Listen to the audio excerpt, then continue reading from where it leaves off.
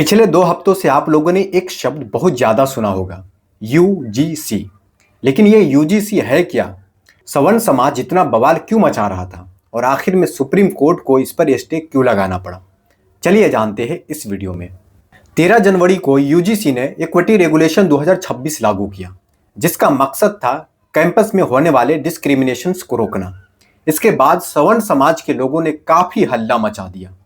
Media में बहुत सारी डिबेट, डिस्कशन और मिस इन्फॉर्मेशन जानबूझकर फैला दी गई। बहुत सारे लोगों ने रेगुलेशन को पढ़े बिना ही मान लिया कि यह बिल उनके खिलाफ है। डर, गुस्सा और भावना फैल गई कि यह बिल सिर्फ और सिर्फ SC, ST, OBC के लिए लाई गई है और सवर्ण समाज के बच्चों को जेल भेजने के लिए। लेकिन जब आप इस डॉक्यूमेंट को खुद पढ़ोगे तो कुछ भी ऐसा नहीं मिलेगा। सेक्शन 2 में साफ लिखा है कि कॉलेज और यूनिवर्सिटीज में डिस्क्रिमिनेशन को खत्म करना है based on religion, caste, gender, place of birth और डिसेबिलिटीज। ये रूल लागू होता है हर एक स्टेक होल्डर्स पर। और स्टेक होल्डर्स कौन कौन है?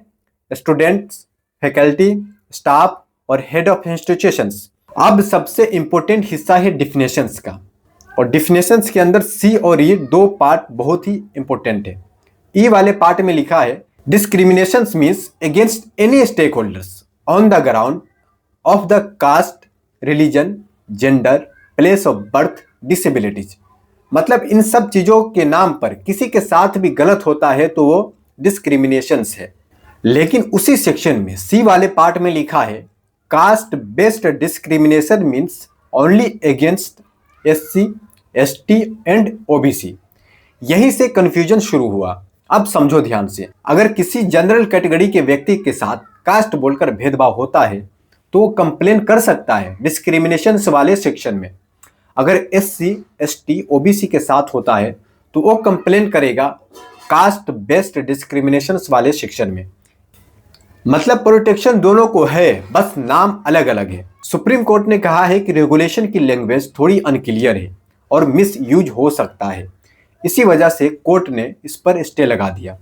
अभी के लिए 2012 वाला पुराना रूल लागू रहेगा और इस मामले की अगली सुनवाई 19 मार्च 2026 को होगी।